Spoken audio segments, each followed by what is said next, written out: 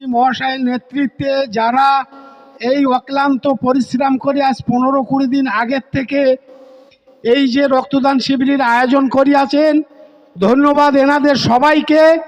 অন্তরের অন্তরস্থল থেকে এদেরকে ধন্যবাদ। কারণ এরা অনেক কষ্ট করে, অনেক মেহনত করে, অনেক ভয় সম্মুখী হয়ে আমাদের এখানে ঠিক এরকম একটা যারা সমাজসেবিকের কাজ করে তাদের ওপরে অনেক হুমকি ধুমকি চলে।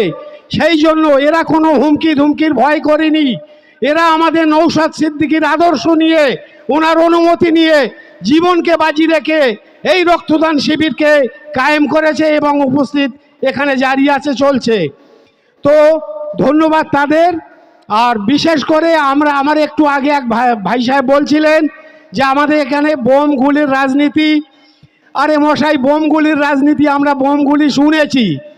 আমাদের নেতা তানার অর্ডার নেই, তানার আদর্শ হলো আমরা হিন্দু মুসলমান সর্বসম্মতি করে ক্রমে আমরা এখানে মিলেঝিলে বাস করতে চাই। আমরা যদি মনে করি ওই বোমগুলি প্রতি 15 মিনিট পর পর আমরা বোমগুলি যারা ঝুমকি চুমকি দেয় তাদের ধূলিসাৎ করে দিতে পারি, কিন্তু না, আমরা ওই চাই নে।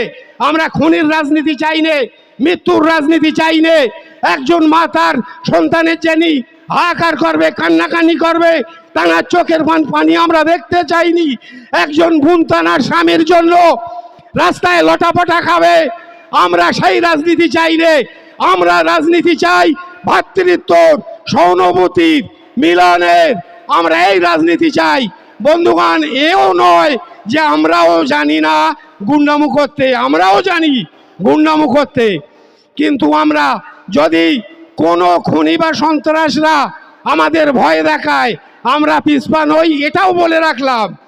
আগামী আমরা নৌশাদ ভাইয়ের নেতৃত্বে আমাদের মূল টার্গেট, এখানে অনেক বহিরাগত তারা আমাদের নৌশাদ সিদ্দিককে অপমানিত, লাঞ্ছিত করার জন্য নানান রকমের প্রলোভন দিচ্ছেন। আমরা ভাঙড়ের মানুষ, আমরা মায়ের দুধ খেয়েছি। আমরা নৌশাদ সিদ্দিকীর মান সম্মানকে ফিরিয়ে আমরা দেখিয়ে দেবো সারা পশ্চিম বাংলায়। মুখ্যমন্ত্রী মমতা বন্দ্যোপাধ্যায়কে দেখিয়ে দেবো যে নৌশাদ জিনিস কি জিনিস। বন্ধুগণ, বক্তা অনেক আছে, আমি দীর্ঘায়িত করছি না। রাজনৈতিক মঞ্চে দেখা হবে। মিডিয়া ভাইদের বলছি আপনারাও রাজনৈতিক মঞ্চে দেখা হবে। পুলিশ প্রশাসনদের ধন্যবাদ জানাই। যারা আমাদের সদস্য আছে তারা একটু খেয়াল রাখবেন, কেননা আমাদের এই সুন্দর পরিবেশটা যাতে কোনো রকমের ক্ষতি না হয়। এই সবাইকে এই কথা বলে আমার মূল্যবান বক্তব্য শেষ করলাম। ধন্যবাদ।